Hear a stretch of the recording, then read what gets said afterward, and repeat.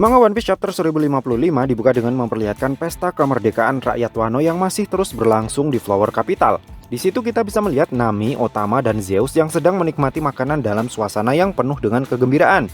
Oleh karena Zeus adalah salah satu homie spesial yang diciptakan dari secuil jiwanya Big Mom, apa yang bisa kita lihat di awal chapter ini bisa jadi adalah sebuah petunjuk kalau Big Mom saat ini masih hidup. Dan fakta bahwa Queen Mama Chen terburu-buru kabur dari Wano setelah ledakan vulkanik terjadi semakin menguatkan prediksi saya kalau ledakan tersebut membuat tubuh Big Mom yang sebelumnya terlihat mengambang di kolam kawah terlempar kembali ke permukaan dan ditemukan oleh anak-anaknya. Sehingga mereka buru-buru balik ke Whole Cake Island agar mama mereka yang sedang dalam kondisi sekarat bisa segera mendapatkan perawatan medis. Nah, di luar Flower Capital, pertarungan melawan Admiral Green Bull masih terus berlanjut. Meski terus menjadi bulan-bulanannya Green Bull, Momonosuke terlihat masih teguh dengan pendiriannya untuk tidak meminta bantuan Yamato maupun Luffy dan kawan-kawannya.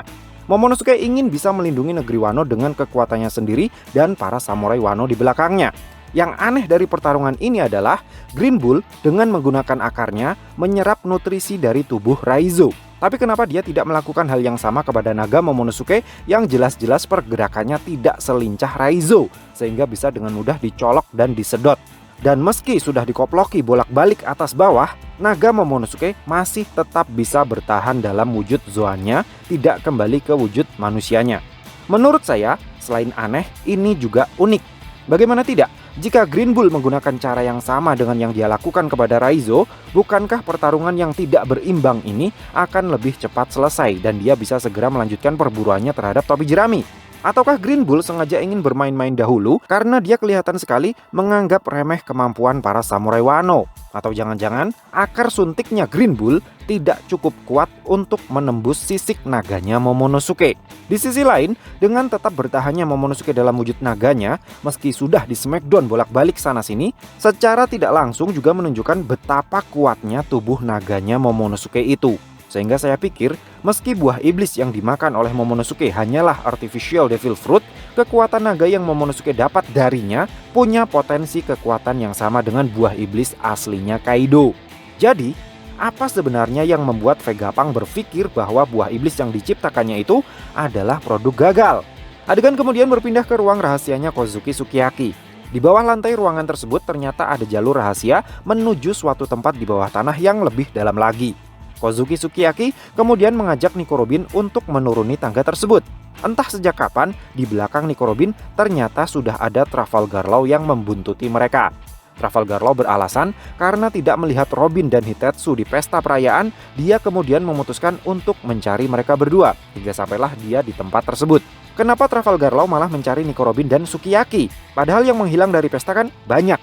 Menurut saya, alasannya cuma satu. Salah satu tujuan Trafalgar Law terus mengikuti Luffy sampai sekarang adalah karena dia penasaran dengan arti nama D yang dia sandang. Karena Robin adalah seorang arkeolog, sementara negeri Wano penuh dengan catatan sejarah masa lalu, otak cerdas Trafalgar Law pasti akan langsung berpikir kalau Robin pasti sedang asyik menggali catatan sejarah Wano. Dan tidak adanya Hitetsu di waktu yang bersamaan semakin membuat Trafalgar Law yakin akan hal itu. Nah, sepanjang perjalanan menuruni tangga, Hitetsu alias Kozuki Sukiyaki menceritakan tentang banyak hal. Salah satunya tentang asal-usul terbentuknya negeri Wano. Namun sebelum membahas hal itu, ada satu cerita lain yang menarik perhatian saya. Lokasi yang sedang mereka tuju adalah ruangan tempat penyimpanan Red Poneglyph yang posisinya ternyata jauh di dalam perut Gunung Fuji. Selain tangga yang mereka turuni, satu-satunya jalan untuk bisa sampai ke ruangan tersebut adalah dengan cara menyelami lautan Wano. Hitetsu bilang dia tidak pernah memberitahu Kaido ataupun Orochi tentang ruangan rahasia yang sedang mereka tuju itu. Namun karena Jack adalah seorang manusia ikan, Kaido akhirnya berhasil menemukan ruangan tersebut. Kenapa pernyataan Hitetsu ini menarik?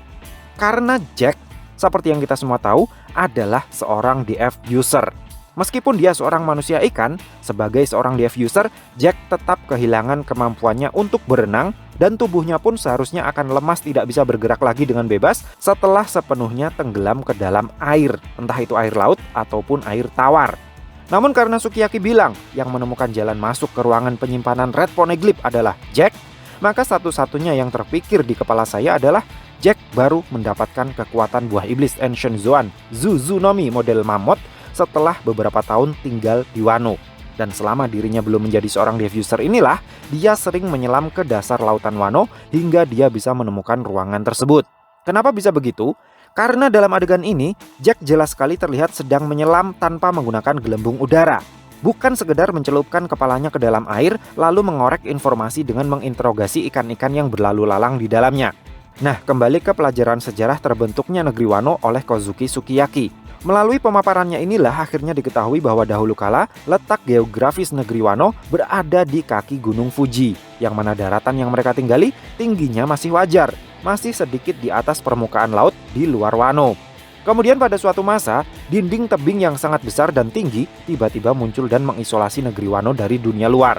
Akibat adanya dinding tebing tersebut, air hujan yang turun di negeri Wano tidak lagi bisa mengalir ke lautan. Alhasil, lama-lama daratan Wano pun tenggelam akibat genangan air hujan yang terus meninggi hingga setinggi dinding tebing yang mengelilingi negeri mereka.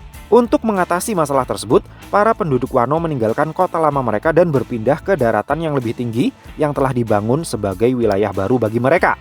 Nah, lagi-lagi ada sesuatu yang sangat menarik dari penjelasannya Kozuki Sukiyaki ini. Kalau untuk apanya sih? Mungkin sudah jelas, tebing raksasa yang mengelilingi Wano dibangun salah satunya untuk menyembunyikan senjata kuno Pluton. Tapi siapa yang membangun dinding raksasa tersebut dan bagaimana caranya? Itu yang mungkin bisa diperdebatkan. Sukiyaki tidak menyebutkan secara pasti tahun berapa dinding tebing yang mengisolasi negeri Wano ini diciptakan. Sehingga ada kemungkinan dinding tersebut dibangun sekitar 800 tahunan yang lalu di akhir masa Void Century. Mungkin salah satu penyebab perang di masa Void Century berakhir adalah karena dibangunnya dinding raksasa yang mengisolasi negeri Wano ini, sehingga senjata kuno Pluton tidak jadi digunakan dalam perang. Pertanyaannya, siapa yang membangun dinding tersebut? Kenapa tidak tercatat dalam sejarah yang diwariskan kepada para shogun Wano setelahnya? Dan bagaimana cara membangunnya? Mungkin banyak dari kalian yang akan langsung berspekulasi kalau yang membangun dinding tersebut adalah Joy Boy, atau user dari Hito Hitonomi model Nika yang hidup 800 tahunan yang lalu. Karena seperti yang bisa kita lihat dalam pertarungannya melawan Kaido, Luffy terlihat bisa dengan begitu mudahnya menarik dan menggulung lantai seperti adonan bakpao. Dan Luffy juga bisa mengubah ukuran tubuhnya menjadi luar biasa besar yang ukurannya bahkan jauh lebih besar dari naga Shenlongnya Kaido. Jadi jika si Joy Boy memperbesar ukuran tubuhnya menjadi segede mungkin, akan sangat masuk akal jika dia akan mampu untuk menaikkan tanah di sekeliling Wano menjadi dinding tebing yang begitu besar dan tinggi. Pertanyaan selanjutnya, jika benar itu adalah ulah Joy Boy, kenapa dia yang melakukan hal tersebut? Apakah dia diperintah oleh Shogun Wano saat itu, atau dia sendirilah si Shogun Wano yang berkuasa saat itu? Dan yang lebih misterius lagi, beberapa puluh tahun atau mungkin ratusan tahun setelahnya, ketika negeri Wano kuno mulai tenggelam, ada orang yang mampu menaikkan level daratan Wano hingga setinggi yang sekarang ini. Mungkinkah pelakunya adalah orang yang sama dan menggunakan jenis kekuatan yang sama juga?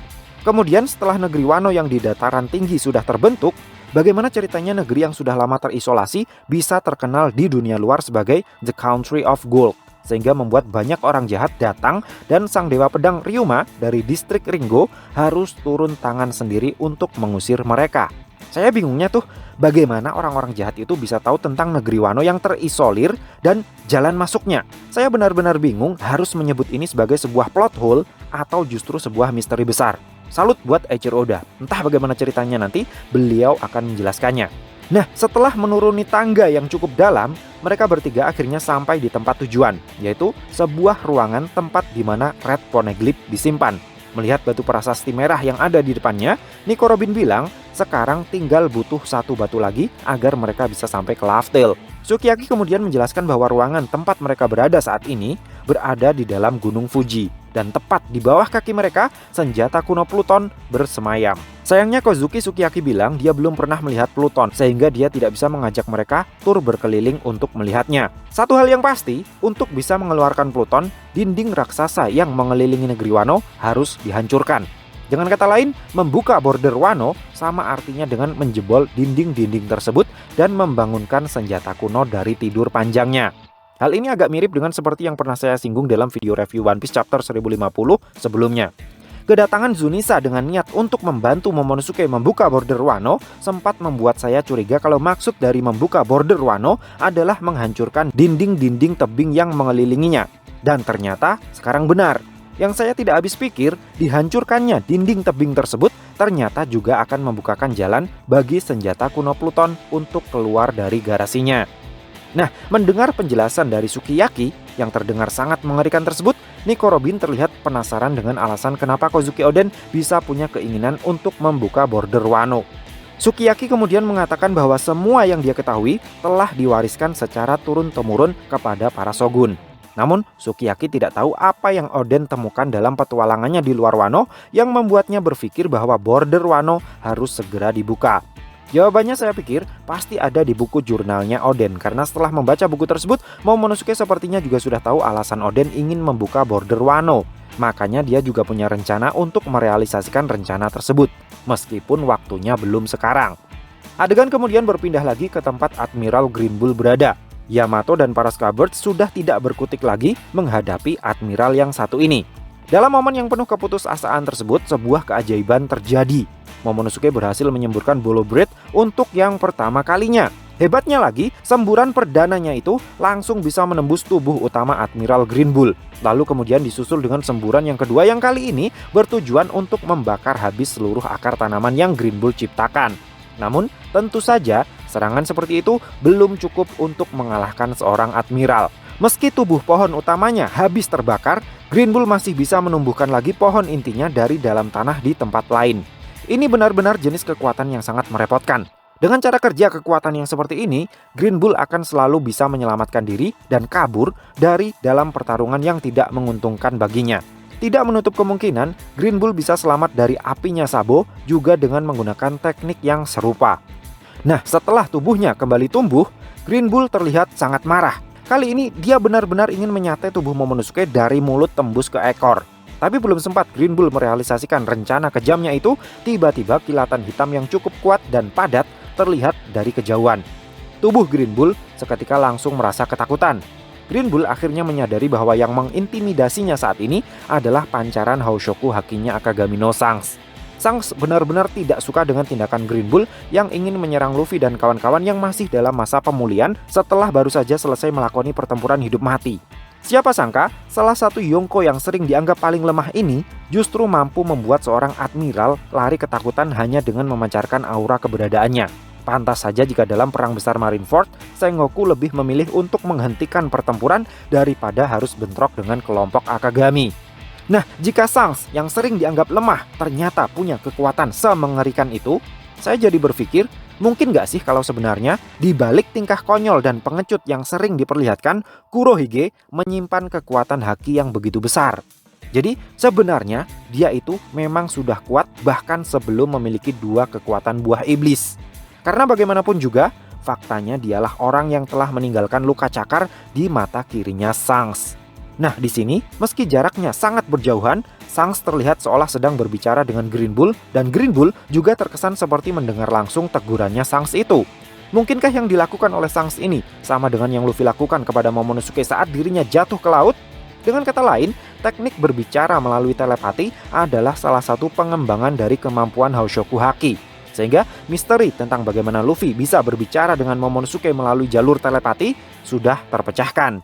Berbarengan dengan kata-katanya Shanks itu, kita bisa melihat potongan-potongan memorinya Shanks saat melihat Luffy melukai pipinya sendiri, saat bersama Momonosuke kecil di kapal Roger, saat-saat Hiyori dilahirkan, serta sebuah siluet anak kecil yang jika dilihat dari model rambutnya, kemungkinan besar itu adalah Uta, anaknya Shanks. Dengan begitu, secara tidak langsung, chapter ini telah mengkonfirmasi bahwa karakter Uta adalah karakter canon.